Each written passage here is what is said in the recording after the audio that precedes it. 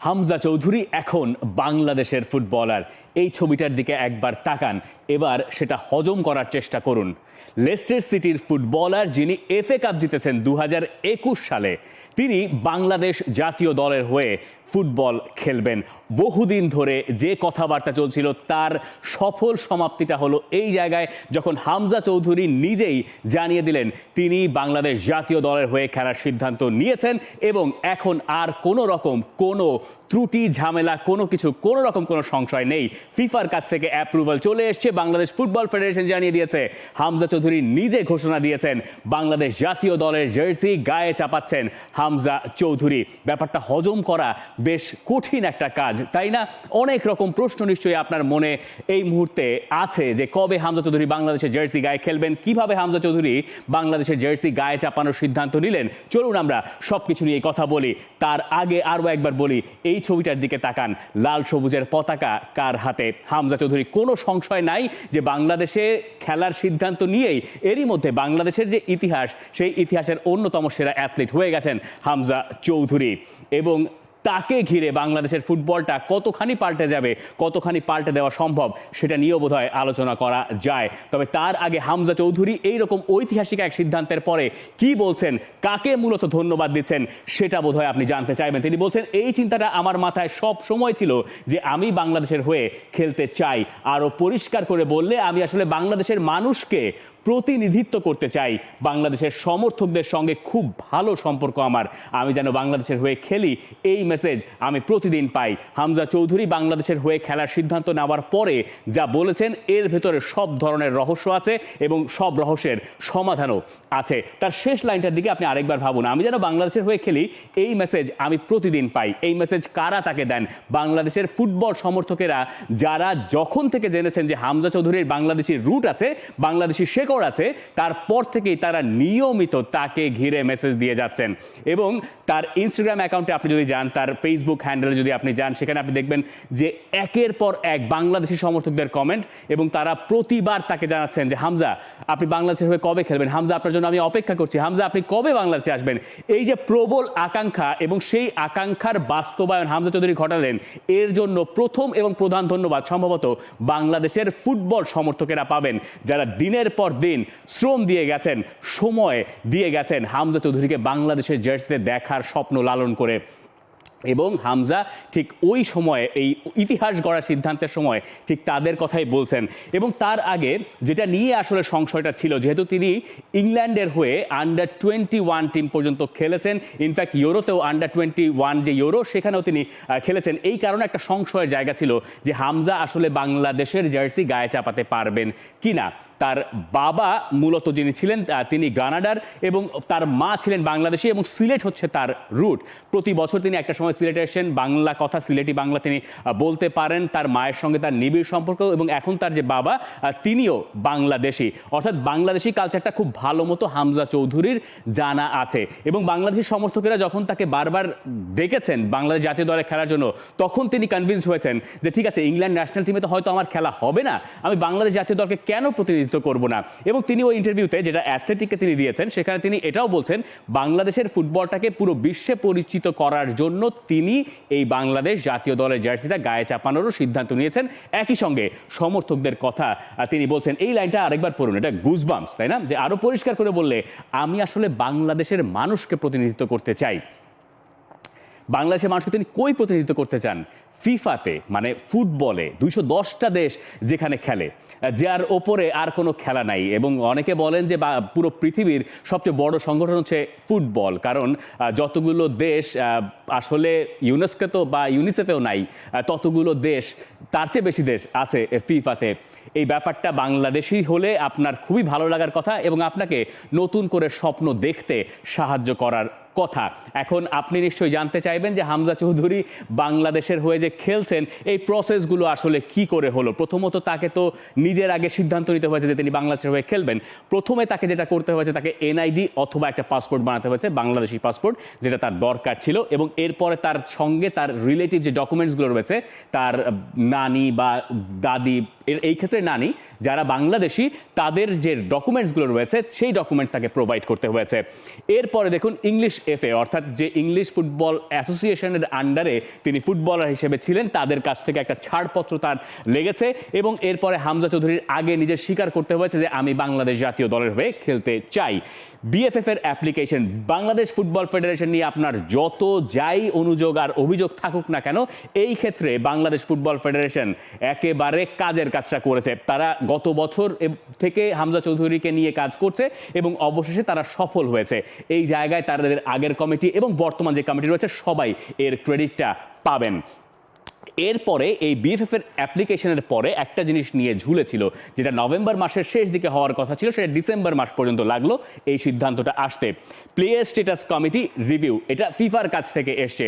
সেই ফিফা যখন সবশেষ ছাড়পত্রটা দিয়েছে, যেহেতু এটা সংশয় ছিল যে আন্ডার 21 টিমে ইংল্যান্ডের হয়ে তিনি খেলেছেন, ফিফার ক্ষেত্রে এই ব্যাপারগুলো এত সহজ নয়, সেইখান থেকে যখন ছাড়পত্র মিলল তারপরে হামজা চৌধুরীর অ্যাপ্রুভালটা চলে আসলো এবং সবাই মিলে মানে player, FIFA, Bangladesh football federation মিলে সবাই মিলে একসঙ্গে জানিয়ে দিলেন যে হামজা চৌধুরীর বাংলাদেশের জার্সি গায়ে খেলতে আর কোনো সমস্যা নাই। অর্থাৎ বুঝতেই পারছেন যে বেশ কিছু স্টেপের ভেতর দিয়ে যেতে হয়েছে বাংলাদেশ ফুটবল ফেডারেশনকে এবং একই সঙ্গে হামজা চৌধুরীকে। তিনিও সেই ধৈর্যটুকু দেখিয়েছেন। একটা সময় এমনও হয়েছে যে পাসপোর্ট তৈরি করতে গেছেন হামজা চৌধুরী, তাকে একটু অপেক্ষা করতে হয়েছে, কোনো জায়গায় কিছু ঝামেলার মুখোমুখি হতে হয়েছে, কিন্তু তারপরও তিনি ধৈর্য দেখিয়েছেন। বাংলাদেশ ফুটবল ফেডারেশন তাদের কাজটুকু করেছে। এর ভেতরে অনেকগুলো সাবসেকশন রয়েছে, সেগুলো নিয়ে আর আলোচনা না করলাম, তবে এইটুকু বলে রাখি, এই কাজটা করে দেওয়ার জন্য ক্রেডিটটা বাংলাদেশ ফুটবল ফেডারেশনের প্রাপ্য। হামজা চৌধুরীকে তারা কনভিন্স করতে পেরেছে ফিফা র্যাঙ্কিংয়ে 185 নম্বর দেশের হয়ে হামজা চৌধুরী খেলবেন। এটা খুব একটা সহজ কাজ নিশ্চয়ই ছিল না, সেটা খুব গভীরে না গেলেও আপনি নিশ্চয়ই বুঝতে পারছেন। এখন কথা যেটা হতে পারে যে হামজা চৌধুরীকে আপনি বাংলাদেশের জার্সি গায়ে কবে দেখবেন। কম্পিটিটিভ ম্যাচে হামজা চৌধুরীকে দেখার আপনার সুবর্ণ সুযোগ হতে পারে ইন্ডিয়ার সঙ্গে বাংলাদেশের এই ম্যাচটা, যেটা এএফসি এশিয়ান কাপ কোয়ালিফায়ার্সের ম্যাচ 25 মার্চ। সেই ম্যাচে বাংলাদেশের জার্সি গায়ে প্রথমবারের মতো হামজা চৌধুরী মাঠে নামতে পারেন।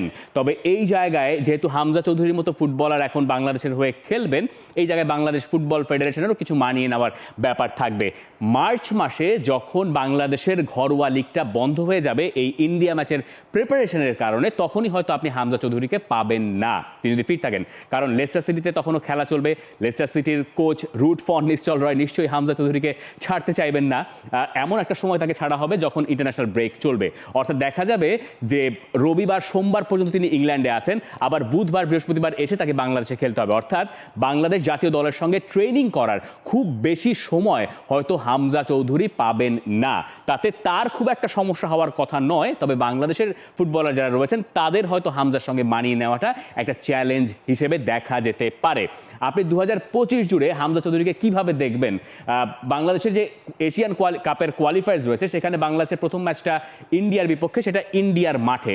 আর বাংলাদেশের ঘরের মাঠে আপনি যদি হামজা চৌধুরীকে দেখতে চান, তাহলে আপনাকে মনে হয় সম্ভবত 10 জুন পর্যন্ত অপেক্ষা করতে হবে, যেখানে সিঙ্গাপুরের বিপক্ষে বাংলাদেশ খেলবে। তার আগে মার্চে আরেকটা ফ্রেন্ডলি ম্যাচ খেলার সুযোগ বাংলাদেশের সামনে থাকবে। সেটা যদি বাংলাদেশেই আয়োজন করতে পারে, তাহলে হয়তো আপনি ওইখানেও হামজা চৌধুরীকে দেখতে পারেন। এই যে গ্রুপটায় বাংলাদেশ পড়ছে, যেখানে ইন্ডিয়া, সিঙ্গাপুর, হংকং, এই 3টা দেশ আছে বাংলাদেশের সঙ্গে, এই গ্রুপ থেকে শীর্ষ দলটা চলে যাবে এশিয়ান কাপের মূল পর্বে, যেখানে বাংলাদেশ মাত্র একবারই খেলতে পেরেছে 1980 সালে। বাংলাদেশের সামনে ইতিহাস গড়ার একটা সুযোগ আছে। কেন এই কথা বলছি? হামজা চৌধুরী আসা মানে একটা টনিকের মতো কাজ করা। টনিকটা কি? আপনি তাকে ঘিরে এখন দল সাজাতে পারবেন। আর কোনো এটা খুব সলিড কথা যে হামজা চৌধুরী এখন বাংলাদেশের লিওনেল মেসি। মেসিকে ঘিরে যেমন আর্জেন্টিনার দল সাজানো হয়, হামজা চৌধুরীকে ঘিরে এখন হাভিয়ার কাবরেরা তার পরিকল্পনা, তার প্ল্যান, তার সব কিছু, তার একাদশ, স্টার্টিং 11 সব কিছু তিনি সাজাবেন। এবং এই যে গ্রুপ আপনি দেখতে পাচ্ছেন, এই সব দলের এগেন্সে বাংলাদেশের ভালো করার একটা সম্ভাবনা আগে থেকেই ছিল। এটা সম্ভবত আরও বেশি বেড়ে যাচ্ছে হামজা চৌধুরী আসার পরে। এই দলগুলো সবাই এখন আলাদা করে রেসপেক্ট দিয়ে বাংলাদেশকে খেলবে। হামজা চৌধুরীকে নিয়ে পর্যালোচনা হবে এবং এখন বাংলাদেশের ফুটবল শুধুমাত্র আর বাংলাদেশের ভেতরে সীমাবদ্ধ থাকছে না, এটা এখন একটা ওয়ার্ল্ড ওয়াইড প্রোডাক্ট হয়ে যাচ্ছে। অনেকে বলেন না যে বাংলাদেশের ফুটবলে টাকা নাই। এখন বোধহয় বাংলাদেশে যারা টাকা ঢালেন স্পোর্টসে বা স্পন্সর করেন, তারা বোধহয় হামজা চৌধুরীর পেছনে লাইন লাগাবেন যে কে আগে তাকে দিয়ে স্পন্সরশিপ বিলটা করিয়ে নিতে পারেন। যাই হোক, আপনার মনে প্রশ্ন যেটা থাকার কথা যে বাংলাদেশের স্টার্টিং 11 কেমন হবে, হামজা চৌধুরী কই খেলেন, কিভাবে খেলেন, হামজা চৌধুরী একটা ছোট্ট বর্ণনা দিয়ে দিই। হামজা চৌধুরী 2015 সাল থেকে লেস্টার সিটির হয়ে খেলছেন, মাঝখানে তিনি লোনে ওয়াটফোর্ডে কিছুদিন ছিলেন।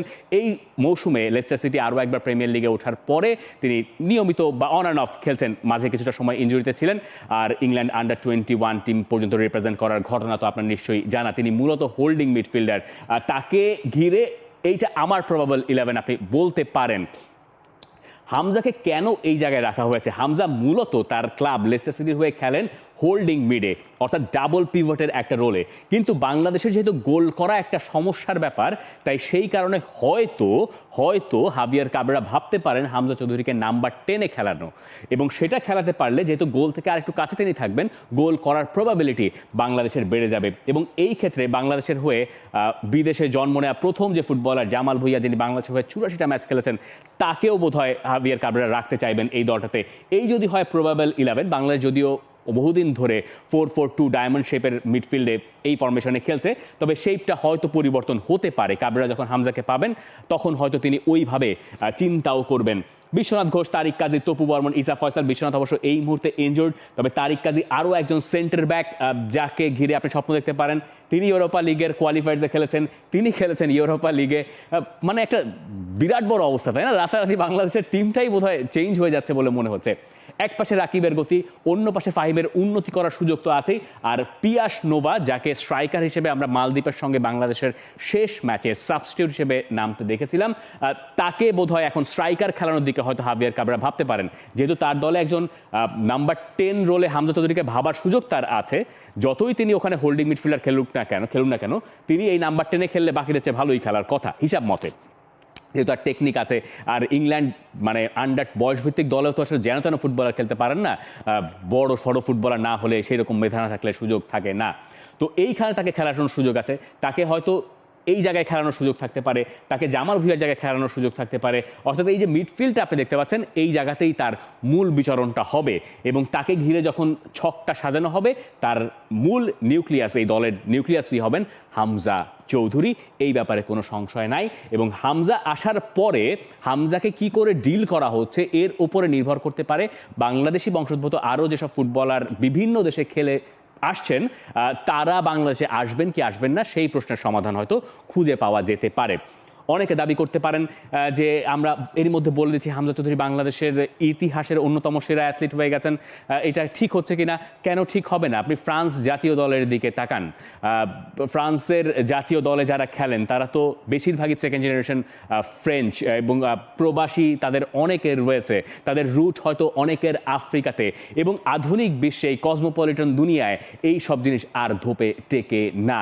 আপনার শেকড় যেখানে আছে, আপনি দিন শেষে যেই দেশটাকে রিপ্রেজেন্ট করতে চান, সেটা দিয়েই আপনাকে সম্ভবত বিচার করা হয়। সাউথ এশিয়ার ফুটবলের সবচেয়ে বড় স্টার হামজা চৌধুরী। মানে এই কথাগুলো বলতে ভালো লাগছে, আমার ধারণা আপনাদের শুনতেও ভালো লাগছে, তাই বলাই যাচ্ছে। হামজা চৌধুরী এবং লেস্টার সিটি, আপনাকে এখন যখন লিখতে হবে হামজা চৌধুরী, তখন আপনি লিখবেন বাংলাদেশ এবং Leicester city, something new, right? আচ্ছা, যাই হোক, আপনি তো এখন নিশ্চয়ই লেস্টার সিটির খেলা দেখতে চাইবেন, তাই না? যে লেস্টার সিটি কি অবস্থা বা কি। প্রিমিয়ার লিগে এই মুহূর্তে এই দলটা আছে পয়েন্ট টেবিলের 17 নম্বরে, অর্থাৎ ঠিক রেলিগেশন জোনের ওপরে। তাদের কোচ হিসেবে নিশ্চল রায় এসছেন কিছুদিন আগে স্টিভ কুপারকে স্যাক করার পর, যেহেতু তিনি খুব একটা ভালো করতে পারছিলেন না। এবং হামজা চৌধুরী সবশেষ ম্যাচেও লেস্টার সিটির হয়ে খেলেছেন। এই বছরে এই লেস্টার সিটির যে ম্যাচগুলো রয়েছে তার ভেতরে ওলভসের বিপক্ষে তারা খেলবে, Liverpool versus Leicester city 27 December, এবং ম্যানচেস্টার সিটির সঙ্গে ম্যাচ 29 ডিসেম্বর। বুঝতেই পারছেন যে টাফ কিছু ম্যাচ রয়েছে। ওলভসও এই মুহূর্তে খুব বাজে অবস্থায় রয়েছে, কিন্তু ওই যে যেরকমটা ঘটে না, যে আইপিএল দেখলে সাকিব আল হাসানের টিম, সাকিব আল হাসান যেই টিমে খেলে সেই টিমের খবর আপনারা রাখেন, বা ওই ক্ষেত্রে আপনি বলতে পারেন মুস্তাফিজ, মানে লেস্টার সিটির ক্ষেত্রে ঘটনাটা বোধহয় এইরকম হয়ে যাবে। আজ লেস্টার সিটি ওলভসের সঙ্গে তাদের যে কিক অফের পোস্টারটা দিয়েছে, সেখানে তারা হামজা চৌধুরীকে দেখেছে। তারা খুব ভালো মতো জানে যে বাংলাদেশের পাগলাটে সমর্থক রয়েছে, যারা তাদের সোশ্যাল মিডিয়া হ্যান্ডেলের রিচ এক ধাপে বা এক লাফে অনেক দূর নিয়ে যাবে। তো হামজা চৌধুরী বুঝতেই পারছেন যে এই বছরটা খুব টাফ যাবে। ওলভসের সঙ্গে ম্যাচটায় জিততে পারার কথা। লিভারপুল লেস্টার সিটি খুবই টাফ ম্যাচ। এই মুহূর্তে প্রিমিয়ার লিগের সবার উপরে দলটা লিভারপুল। ম্যানচেস্টার সিটির অবস্থা অবশ্য খুব একটা ভালো না, লেস্টার সিটি তাদের হারিয়ে দিতে পারবে এইরকম কথা অবশ্য তবুও বলা যাচ্ছে না। লেস্টার সিটিতে অনেকদিন ক্যাপ্টেন্সি করেছেন, ইনফ্যাক্ট এফএ কাপ যে জিতলো লেস্টার সিটি, যেহেতু ঘরের ছেলে হামজা চৌধুরী, তার হাতে ক্যাপ্টেনের আর্মব্যান্ডটাও যায়। আমি ব্যক্তিগতভাবে প্রচণ্ড শিহরিত এবং আমি প্রেটি শিওর যে এই ভিডিওর শুরু থেকে এখনও পর্যন্ত যদি আপনি আমার সঙ্গে থাকেন তাহলে আপনিও প্রচণ্ড শিহরিত। আপনি নিশ্চয়ই আমাকে জানাতে পারেন যে এই হামজা চৌধুরী বাংলাদেশে আসার পর বাংলাদেশের ফুটবলের কোন দিকটায় উন্নতি করা যেতে পারে বা কিভাবে কি করলে ব্যাপারটাকে একটা সফলতার পর্যায়ে নিয়ে যাওয়া যেতে পারে, এবং তাকে ঘিরে বাংলাদেশের জার্সিতে আপনার স্বপ্ন কি, এই সব কিছুর জন্য কমেন্ট সেকশন খোলাই আছে। For more updates, subscribe to our YouTube channel and click on the bell icon. Follow us on Facebook and Instagram. Download T-Sports app to enjoy exciting games and highlights. Visit tsports.com.